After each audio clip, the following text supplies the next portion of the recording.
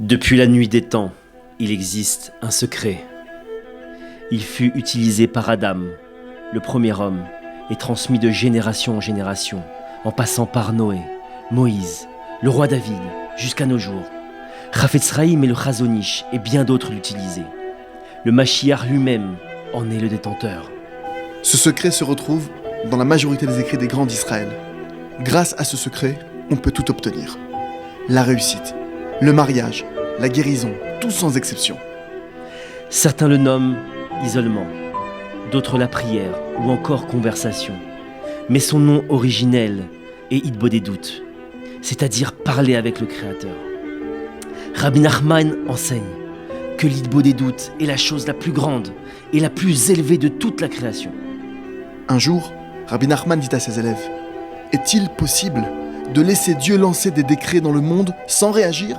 Nous devons l'appeler au milieu de son activité et l'interrompre, afin qu'il abandonne son projet et se tourne vers notre prière, car nous voulons lui parler. La puissance de l'Hitbodedut est telle qu'elle peut stopper un décret divin.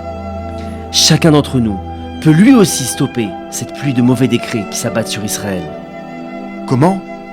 En s'adressant au Créateur, avec ses propres mots, dans sa langue natale, dans l'endroit de son choix, et lui demander par exemple : Maître du monde, je t'implore d'annuler tous les mauvais décrets sur le peuple d'Israël et sur l'humanité tout entière. Puis chacun laissera parler son cœur. Même si vous répétez la même phrase et que les mots ne sortent pas, le simple fait de se tenir devant le Créateur et de vouloir lui parler atténue les rigueurs plus que tout au monde. Qui que vous soyez, rejoignez-nous pour les 5 minutes mondiales pour Israël.